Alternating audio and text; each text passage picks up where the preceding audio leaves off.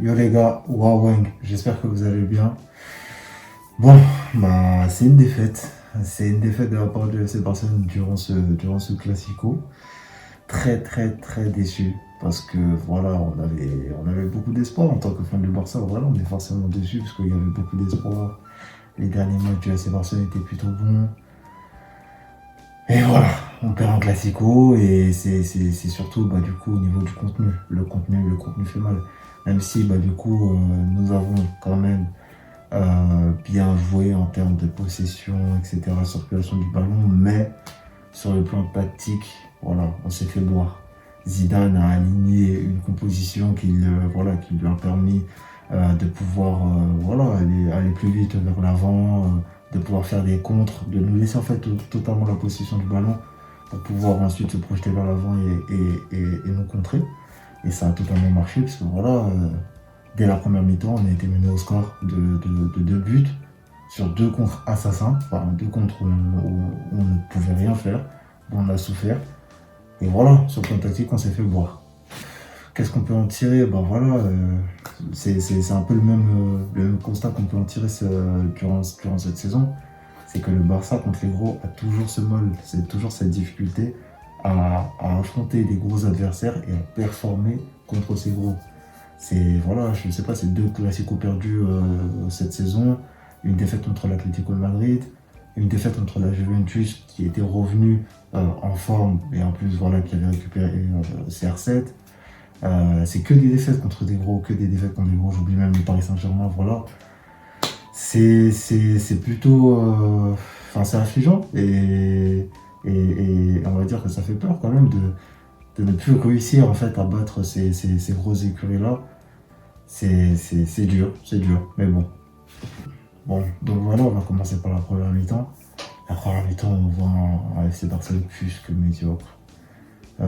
Zidane et du coup ses joueurs sont menés avec un plan tactique plus que précis qui était de nous laisser la possession et ensuite lors de la récupération du ballon profiter de ça pour aller vite vers l'avant et ça a marché, ça a marché. Des contre-attaques des contre-attaques explosives. Nous, étant donné qu'on était déjà très haut sur le terrain, on avait du mal à revenir en défense et ça a marché.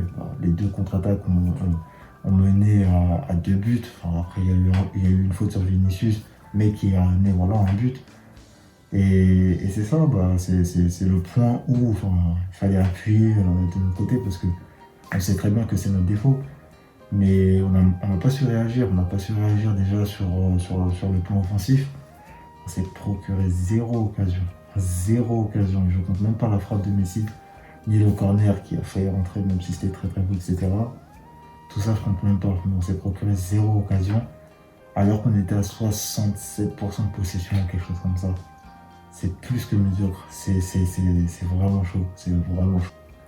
Et même si la deuxième mi-temps, on est revenu avec une meilleure mentalité, on était plus incisif et offensif, j'ai envie de dire. Donc, d'ailleurs, on marque un but assez tôt durant la deuxième mi-temps. C'était quand même poussif, dans le sens où, pour se créer une occasion concrète, une réelle occasion de jeu, c'était plus que compliqué. Même si c'est vrai, je le reconnais, durant la deuxième mi-temps, on a été quand même très très bon sur le plan offensif. On a réussi à se procurer des occasions, mais c'était beaucoup trop poussif. On sent qu'il nous manque un numéro 9. Ce numéro 9 capable de servir de point d'appui pour Lionel Messi. Ce numéro 9 capable de faire la différence en fait dans la surface de réparation.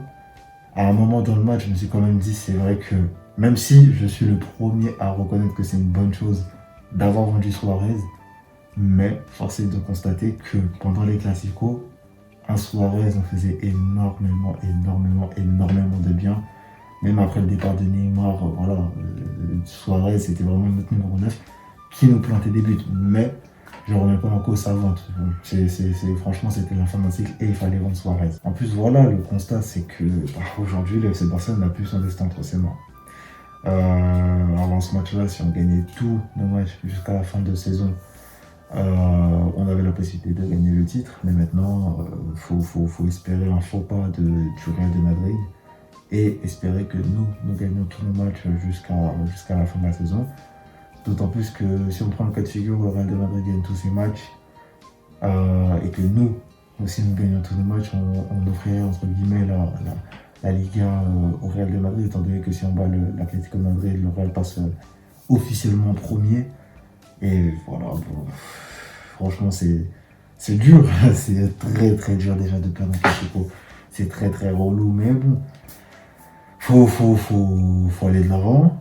Aujourd'hui c'est une défaite, c'est pas grave. La semaine prochaine, on a la finale de Copa del Rey qui va se disputer. Je vous referai une petite vidéo déjà à ce sujet-là. Et déjà voilà, c'est une finale donc il faudra la gagner. Mais il faut se relever, aller de l'avant, continuer à performer, ne pas baisser la tête et continuer à performer parce que jusqu'à aujourd'hui quand même on était très très bon. Et voilà, faut pas baisser la tête et continuer d'y croire.